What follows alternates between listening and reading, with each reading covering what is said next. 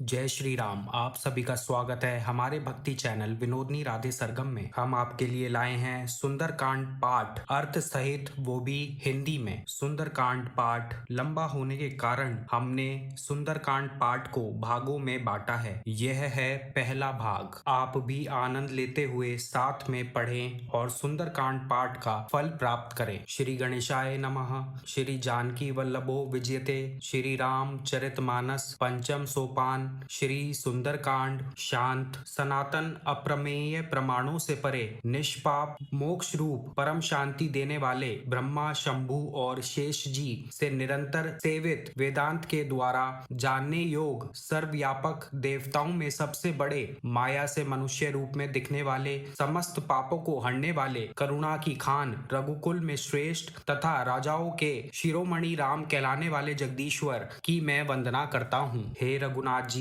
मैं सत्य कहता हूँ और फिर आप सबके अंतरात्मा ही हैं कि मेरे हृदय में दूसरी कोई इच्छा नहीं है। हे रघुकुल श्रेष्ठ, मुझे अपनी पूर्ण भक्ति दीजिए और मेरे मन को काम आदि दोषों से रहित कीजिए। अतुल बल के धाम सोने के पर्वत के समान कांति युक्त शरीर वाले दैत्य रूपी वन के लिए अग्नि रूप ज्ञानियों में अग्रगण्य संपूर्ण गुणों के निधान वानरों के स्वामी श्री रघुनाथ जी के प्रिय भक्त पवन पुत्र श्री हनुमान जी को मैं प्रणाम करता हूँ। जाम्बवान के सुंदर वचन सुनकर हनुमान जी के हृदय को बहुत ही भाई। वे बोले, हे भाई, तुम लोग दुख सहकर कंद मूल फल खाकर तब तक मेरी राह देखना जब तक मैं सीता जी को देखकर लौट ना आऊं। काम अवश्य होगा क्योंकि मुझे बहुत ही हर्ष हो रहा है। यह कहकर और सबको मस्तक नवाकर तथा हृदय में श्री रघुनाथ जी को धारण करके हनुमान जी हर्षित होकर चले। समुद्र के तीर पर एक सुंदर पर्वत था। हनुमान जी खेल से ही कूदकर उसके ऊपर जा चढ़े और बार बार श्री रघुवीर का स्मरण करके अत्यंत बलवान हनुमान जी उस पर से बड़े वेग से उछले। जिस पर्वत पर हनुमान जी पैर रख कर चले वह तुरंत ही पाताल में धंस गया। जैसे श्री रघुनाथ जी का अमोघ बाण चलता है उसी तरह हनुमान जी चले। समुद्र ने उन्हें श्री रघुनाथ जी का दूत समझकर मैनाक पर्वत से कहा कि हे मैनाक, तुम इनकी थकावट दूर करने वाले हो, अर्थात अपने ऊपर इन्हें विश्राम दो। हनुमान जी ने उसे हाथ से छू दिया, फिर प्रणाम करके कहा, भाई, श्री रामचंद्र जी का काम किए बिना मुझे विश्राम कहाँ। देवताओं ने पवन पुत्र हनुमान जी को जाते हुए देखा। उनकी विशेष बल बुद्धि को जानने के लिए उन्होंने सुरसा नामक सर्पों की माता को भेजा। उसने आकर हनुमान जी से यह बात कही, आज देवताओं ने मुझे भोजन दिया है। यह वचन सुनकर पवन कुमार हनुमान जी ने कहा, श्री राम जी का कार्य करके मैं लौट आऊं और सीता जी की खबर प्रभु को सुना दूं, तब मैं आकर तुम्हारे मुंह में घुस जाऊंगा,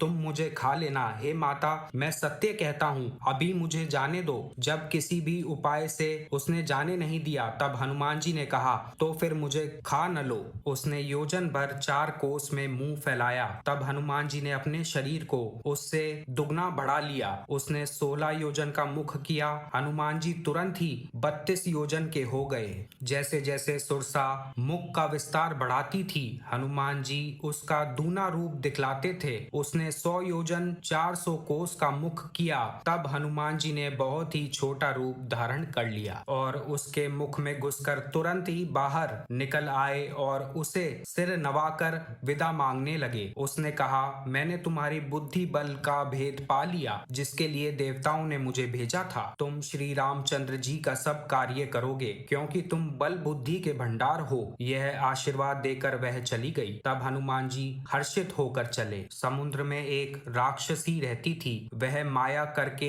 आकाश में उड़ते हुए पक्षियों को पकड़ लेती थी। आकाश में जो जीव जंतु उड़ा करते थे वह जल में उनकी परछाई देखकर उस परछाई को पकड़ लेती थी, जिससे वे उड़ नहीं सकते थे और जल में गिर पड़ते थे। इस प्रकार वह सदा आकाश में उड़ने वाले जीवों को खाया करती थी। उसने वही छल हनुमान जी से भी किया। हनुमान जी ने तुरंत ही उसका कपट पहचान लिया। पवन पुत्र धीर बुद्धि वीर श्री हनुमान जी उसको मारकर समुद्र के पार गए। वहां जाकर उन्होंने वन की शोभा देखी। मधु पुष्प रस के लोभ से भौरे गुंजार कर रहे थे। अनेकों प्रकार के वृक्ष फल फूल से शोभित हैं। पक्षी और पशुओं के समूह को देखकर तो वे मन में बहुत ही प्रसन्न हुए। सामने एक विशाल पर्वत देखकर हनुमान जी भय त्याग कर उस पर दौड़कर जा चढ़े। शिव जी कहते हैं, हे उमा, इसमें वानर हनुमान की कुछ बड़ाई नहीं है। यह प्रभु का प्रताप है जो काल को भी खा जाता है। पर्वत पर चढ़कर उन्होंने लंका देखी।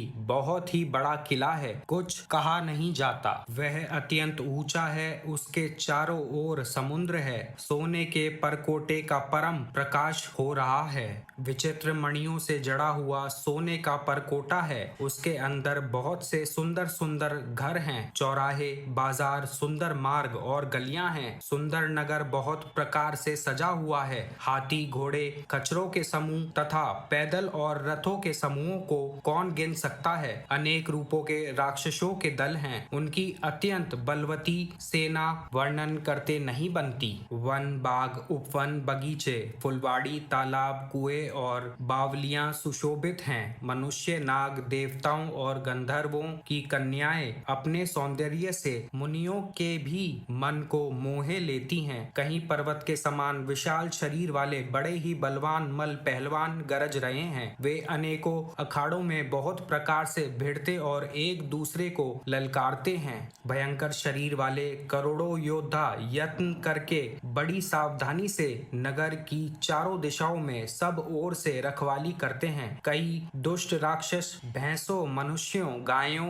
गधों और बकरों को खा रहे हैं। तुलसीदास जी ने इनकी कथा इसलिए कुछ थोड़ी सी कही है कि ये निश्चय ही श्री रामचंद्र जी के बाण रूपी तीर्थ में शरीरों को त्याग कर परम गति पावेंगे। नगर के बहुसंख्यक रखवालों को देखकर हनुमान जी ने मन में विचार किया कि अत्यंत छोटा रूप धरूं और रात के समय नगर में प्रवेश करूं। हनुमान जी मच्छर के समान छोटा सा रूप धारण कर नर रूप से लीला करने वाले भगवान श्री रामचंद्र जी का स्मरण करके लंका को चले। लंका के द्वार पर लंकनी नाम की एक राक्षसी रहती थी। वह बोली, मेरा निरादर करके बिना मुझसे पूछे कहाँ चला जा रहा है। हे मूर्ख, तूने मेरा भेद नहीं जाना। जहाँ तक जितने चोर हैं वे सब मेरे आहार हैं। महाकपि हनुमान जी ने उसे एक घूंसा मारा जिससे वह खून की उल्टी करती हुई पृथ्वी पर लुढ़क पड़ी। वह लंकनी फिर अपने को संभाल कर उठी और डर के मारे हाथ जोड़कर विनती करने लगी। वह बोली, रावण को जब ब्रह्मा जी ने वर दिया था तब चलते समय उन्होंने मुझे राक्षसों के विनाश की यह पहचान बता दी थी कि जब तू बंदर के मारने से व्याकुल हो जाए तब तू राक्षसों का संहार हुआ जान लेना। हे तात, मेरे बड़े पुण्य हैं जो मैं श्री रामचंद्र जी के दूत को नेत्रों से देख पाई। हे तात, स्वर्ग और मोक्ष के सब सुखों को तराजू के एक पलड़े में रखा जाए तो भी वे सब मिलकर दूसरे पलड़े पर रखे हुए उस सुख के बराबर नहीं हो सकते जो लव क्षण मात्र के सत्संग से होता है। अयोध्यापुरी के राजा श्री रघुनाथ जी को हृदय में रखे हुए नगर में प्रवेश करके सब काम कीजिए। उसके लिए विष अमृत हो जाता है। शत्रु मित्रता करने लगते हैं। समुद्र गाय के खोर के बराबर हो जाता है। अग्नि में शीतलता आ जाती है। और हे गरुड़ जी, समेरु पर्वत उसके लिए रज के समान हो जाता है जिसे श्री रामचंद्र जी ने एक बार कृपा करके देख लिया। तब हनुमान जी ने बहुत ही छोटा रूप धारण किया और भगवान का स्मरण करके नगर में प्रवेश किया। उन्होंने एक एक महल की खोज की, जहां तहां असंख्य योद्धा देखे। फिर वे रावण के महल में गए। वह अत्यंत विचित्र था जिसका वर्णन नहीं हो सकता। हनुमान जी ने उस रावण को शयन किए देखा, परंतु महल में जानकी जी नहीं दिखाई दी। फिर एक सुंदर महल दिखाई दिया। वहां उसमें भगवान का एक अलग मंदिर बना हुआ था। वह महल श्री राम जी के आयुध धनुष बाण के चिन्हों से अंकित था। उसकी शोभा वर्णन नहीं की जा सकती। वहां नवीन नवीन तुलसी के वृक्ष समूहों को देखकर कपिराज श्री हनुमान जी हर्षित हुए। लंका तो राक्षसों के समूह का निवास निवास स्थान है, यहाँ सज्जन साधु पुरुष का निवास कहाँ? हनुमान जी मन में इस प्रकार तर्क करने लगे। उसी समय विभीषण जी जागे। विभीषण ने राम नाम का उच्चारण किया। हनुमान जी ने उन्हें सज्जन जाना और हृदय में हर्षित हुए। हनुमान जी ने विचार किया कि इनसे हट करके अपनी ओर से ही परिचय करूंगा, क्योंकि साधु से कार्य की हानि नहीं होती। ब्राह्मण का रूप धरकर हनुमान जी ने उन्हें वचन सुनाए। सुनते ही विभीषण जी उठकर वहां आए, प्रणाम करके कुशल पूछी और कहा कि हे ब्राह्मण देव, अपनी कथा समझाकर कहिए।